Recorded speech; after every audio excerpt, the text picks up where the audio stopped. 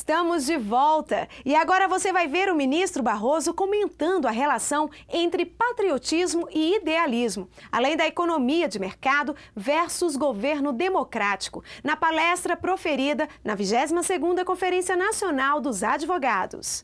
Eu falei patriotismo e idealismo, dois valores que, vez por outra, parecem ter desaparecido da vivência brasileira, mas que verdadeiramente se encontram latentes. O patriotismo, essa energia positiva e cívica de fazer um país melhor, de fazer um país maior, um país que sirva bem à causa da humanidade e possa ser um exemplo para o mundo. E o idealismo, que é esse compromisso em fazer o bem, em fazer um mundo melhor. O idealismo está para a vida pública como o amor está para a vida privada. É possível sobreviver sem ele, mas certamente não é possível viver uma vida completa. Portanto, aqui vou eu, algumas ideias para pensar o Brasil. Começo pelo Estado brasileiro, diagnósticos e algumas mudanças necessárias. 3 disfunções atávicas assinalam a formação nacional: o patrimonialismo, o oficialismo e o inigualitarismo. O patrimonialismo vem da nossa formação ibérica, da má distinção entre fazenda do reino e fazenda do rei, e, consequentemente, a má distinção que temos feito historicamente entre espaço público e espaço privado.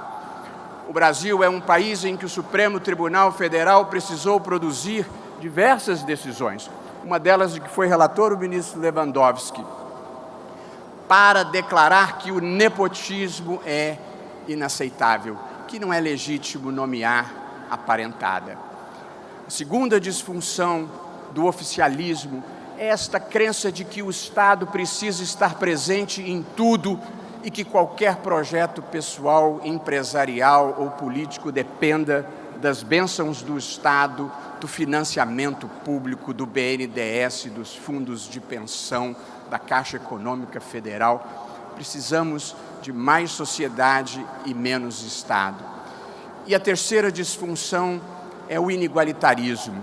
A igualdade hoje significa a igualdade formal que veda a discriminação na lei às pessoas, a igualdade material que exige políticas distributivas e a igualdade como reconhecimento que impõe o respeito à diferença e o respeito às minorias. Herdeiros de uma sociedade escravocrata, temos tido muita dificuldade em promover igualdade verdadeira. Herdeiros de uma tradição que dividia as pessoas em senhores e servos, ricos e pobres, brancos e negros. E esta desigualdade se manifesta no direito brasileiro, sobretudo no direito penal. É muito mais fácil nesse país prender um menino de 18 anos com 100 gramas de maconha do que efetivamente prender alguém que tenha cometido uma fraude de mais de R$1 milhão em uma licitação.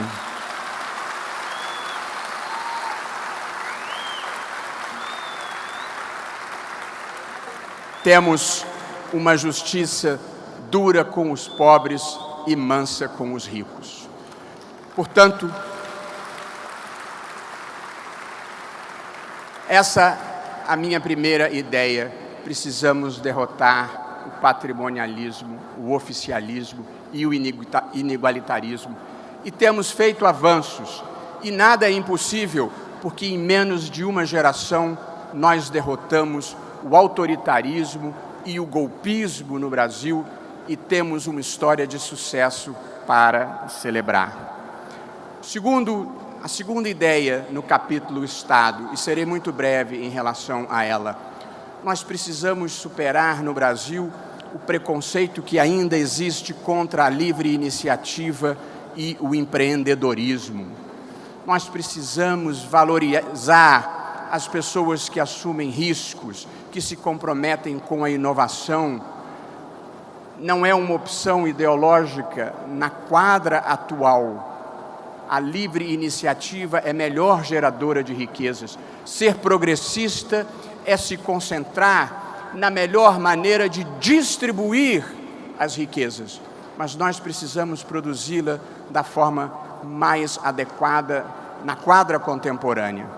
E, portanto, nós temos que nos libertar deste preconceito que vem do capitalismo do Estado, do preconceito do tempo em que as riquezas eram injustas quando não eram desonestas, e valorizar o espírito empreendedor, que, em última análise, é o espírito que faz com que o Estado não tenha que ser o protagonista de tudo. Sigo viagem para chegar à minha terceira e última ideia sobre o Estado, que é o tema presente, a reforma política. Vou gastar só 1 minuto. Nunca houve no Brasil um tema capaz de produzir tanto consenso e o consenso capaz de gerar tanta inércia. Nós não conseguimos sair do lugar e giramos em círculos.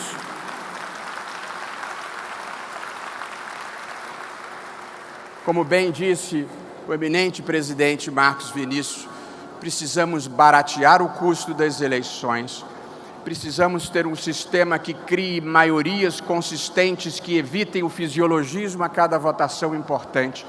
Precisamos de um sistema que tenha autenticidade partidária para que a política recupere a sua dignidade. O descolamento entre a classe política e a sociedade civil é um perigo democrático, porque em uma democracia, política é um gênero de primeira necessidade. E, portanto, quem quer que ganhe as próximas eleições tem de ter um compromisso patriótico com o país, de dedicar o primeiro semestre do seu governo a transformar essas instituições políticas que transformaram a política num negócio privado e não na defesa do país. E se não for possível consenso mínimo para uma reforma política, porque o ideal é que ela saia da presidência e do Congresso, aí sim a opção para o plebiscito. Eu mesmo, avançando o caminho para sair da inércia, proponho no meu texto até mesmo as perguntas, as 3 perguntas do plebiscito, sobre sistema eleitoral, sobre natureza da lista partidária e sobre financiamento político. Mas o ideal é que a política recupere o seu espaço e que isto seja feito por via do Congresso. Mas constará do voto escrito, presidente, a minha sugestão. E com isso, meus caros amigos, eu encerro aceleradamente o meu capítulo dedicado ao Estado com essas 3 ideias. Enfrentar as disfunções que são o patrimonialismo, o oficialismo e a desigualdade. Superar o preconceito contra a livre iniciativa e contra o empreendedorismo, porque essa é a principal fonte geradora de riquezas no país. E, em terceiro lugar, todos nós, da sociedade civil, exigirmos com a brevidade necessária, com a urgência que o caso demanda, uma reforma política para o país. Esta avaliação crítica que faço não tem nenhum componente de amargura. A história tem o seu ritmo próprio e nós temos que conviver com a velocidade possível, mas temos que empurrar a história, resignados quando ela não anda na velocidade que nós queremos. Mas assim é a vida. Se um homem casar com 2 mulheres, não vai conseguir fazer um filho em 4 meses e meio. Portanto, é preciso que a gente, na vida, siga o curso possível.